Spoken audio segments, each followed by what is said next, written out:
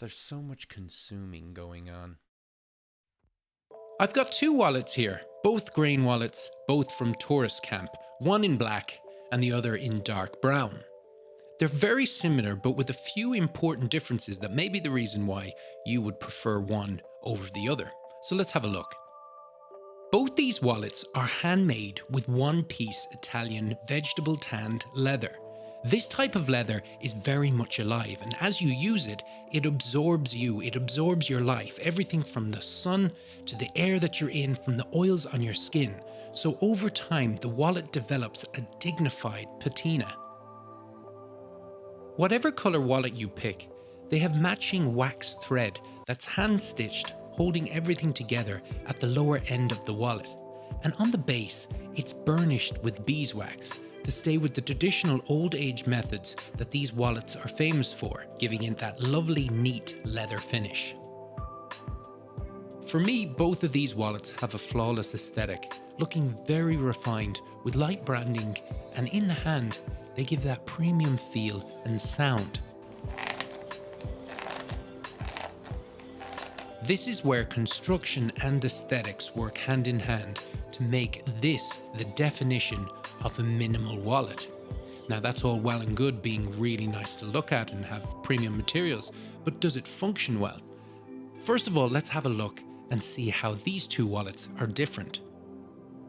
The two sizes differ only in width.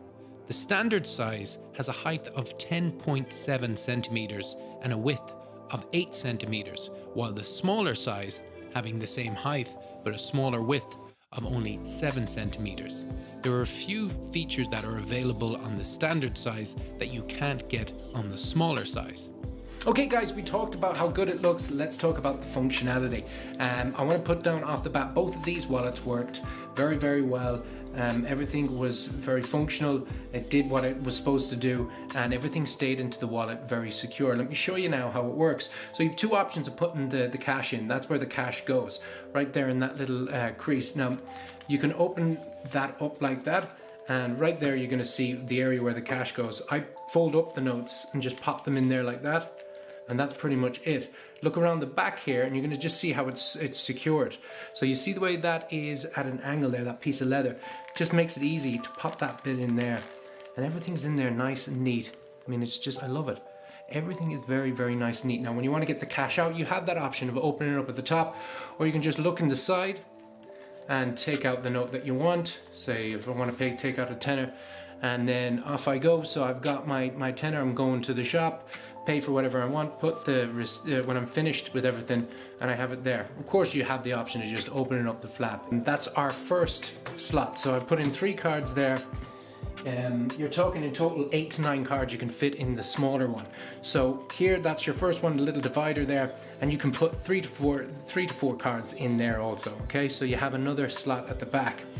All right, and then down here, right at the back, this is where you would put your primary cards. So right here, where you slot the front bit in, is where you'd keep the primary cards. They 3 to 4. Generally, I kept 2, but there you go. I have 3 in there. Now in total, I mean, I maxed this out just for the review, and we'll just do a little view of it there. So what you can see there is the 8 to 9 cards in it, plus 600 euros in 50s. So that's pretty impressive. It didn't really change the width of the wallet. So let's put this one down and get the other one, and we'll have a look. So here is the standard size wallet. This does exactly what the other one does, just a few extra features, and the width, that, as I think I've explained in the video, is slightly bigger. So you can still get your notes the exact same way. You can get it from there and just flip them out you come. And then you can get it the same way by opening up the flap and then taking the note out from there. One extra thing that this has in this section, if we look up pretty close, have a look in there, it's a key. So you can have a spot to put your key in. Now we'll do a close-up of the actual pocket where it's kept. Some nice stitching on it. It's been very strong, and it works great. I wouldn't normally keep my key in the wallet, but I did for the review purpose. And the one thing I would say is just don't shove it in too far. Just leave it a little bit out there, And because if it goes in too far, it can be a little difficult to get out. Not the end of the world, but it's just something to think of. So if we look up there, you can see the first thing after the cache is another section where we kept our cards in the other one, but this is slightly different. This is where we're going to put our coins. So this is an area for your coins. It's a little coin pouch, goes down about 2 inches, and it's very handy if you like keeping everything in one spot. There's lots of room for coins there. If it starts overflowing, it's probably time that you spend some of your coins, because you can fit a lot in there. Yeah, it definitely does the job. Now behind that, we're going to see a piece of leather, and then we're going to see another area, and that's going to be for our cards. In total, 5 to 6 cards this whole thing will take. So in here I've got 1, 2, and we have 3. And of course you could look at that big space there. Okay, so you can fit more than 3 or 4 that I put in there.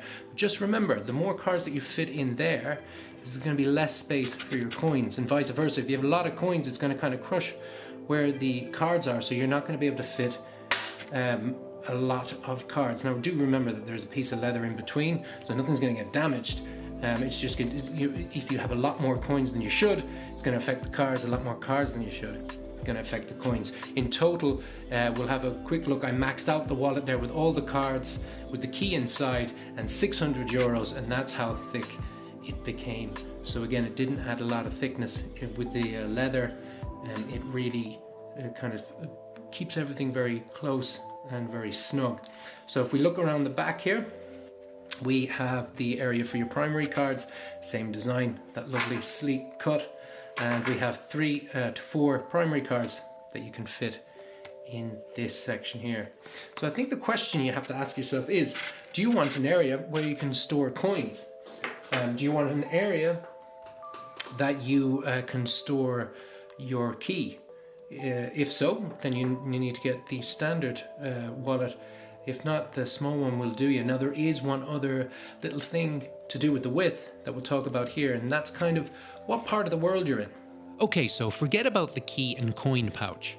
It's more important to understand the main reason for the 2 sizes, and that's different currencies. The standard wallet was made more suitable for the euro, Singapore dollars, the bigger notes, while the smaller wallet for the US and Canadian dollar, for example.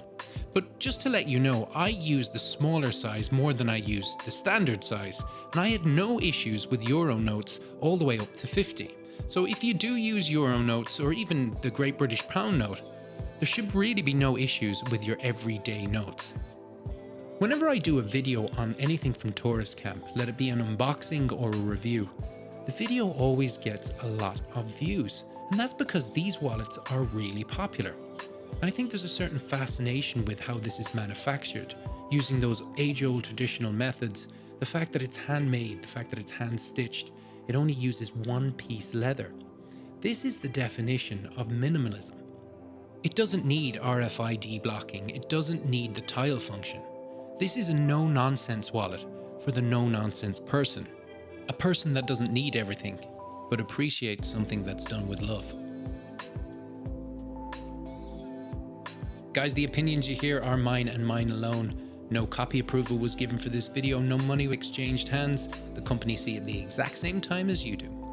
Guys, let me know what you think down in the comments section. Hit me a like on this video and subscribe for more. Take it easy. Have a good one. Bye bye.